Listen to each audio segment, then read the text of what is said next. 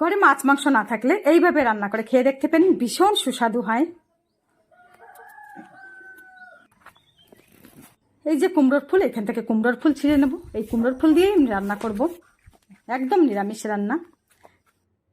ভালো লাগলে ভিডিওতে একটা লাইক, চ্যানেলে সাবস্ক্রাইব করে আমার সঙ্গে থাকার অনুরোধ রইল।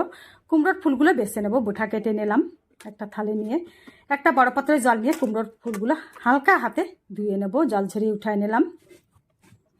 একটু চাপ করলে কুমড়োর ফুলগুলো একদম নরম হয়ে যাবে। তারপর চাকুর সাহায্যে ছোট ছোট পিস করে কেটে একটা বাটিতে উঠাই নিলাম। একটা আলু ধুয়ে নিলাম, ছোট ছোট পিস করে কেটে নেব। আলুর খোসা আমি ছাড়াই নেই, খোসা শুদ্ধই দিচ্ছি। এক টুকরো আদা ছিলে নিলাম। মিক্সির বাটিতে দুটো কাঁচা লঙ্কা নিলাম, আর আদার থেকে অর্ধেক আদা নিলাম। সেই টুকরো করা আলু দিয়ে বেটে নিয়ে আসবো। একটা বড় পাত্রে বাটা আলু ঢালিয়ে নিলাম।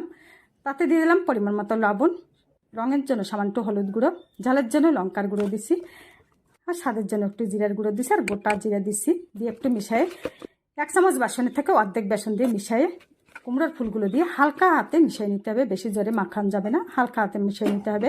গ্যাসের চুলা অন করে কড়াই বসাই দিছি। কড়াইতে দিয়ে দিছি সাদা তেল।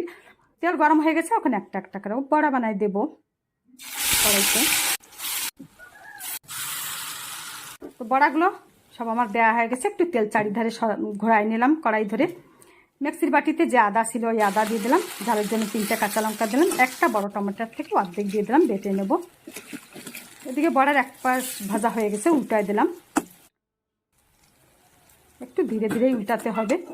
তো উল্টানো হয়ে গেছে, ওই পাশে ভাজা হয়ে গেছে, বড়াগুলো তুলে নিলাম। আর দেখুন এইভাবেও খাওয়া যায়, ভীষণ ভালো লাগে। কড়াইতে আর একটু তেল দিয়ে দিলাম। তেল গরম হয়ে গেছে, তখন ফোড়নের জন্য দিয়ে দিছি ছোট্ট ছোট্ট 2টো তেজপাতা আর 5 ফোড়ন দিয়ে দিছি। ফোড়নটা ভালো মতন ভাজিয়ে নিয়ে দিয়ে দিছি একটা ছোট্ট করে আলু, খোসা ছাড়িয়ে 4 খণ্ড করে কেটে নিলাম লম্বা লম্বা। আর কড়াইতে দিয়ে একটু নাড়ে চাড়ে লাল করে ভেজে পরিমাণ মতো লবণ দিয়ে আর ভেজে নিলাম।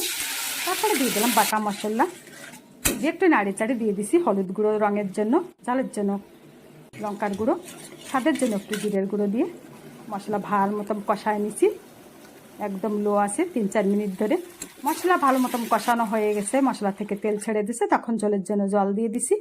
ঝোলটা ফুটে ওঠে নাই, তার আগে দিয়ে দিছি মিষ্টির জন্য সামান্য একটু মিষ্টি, আর ঝোল ভালো মতন ফুটাই নিছি।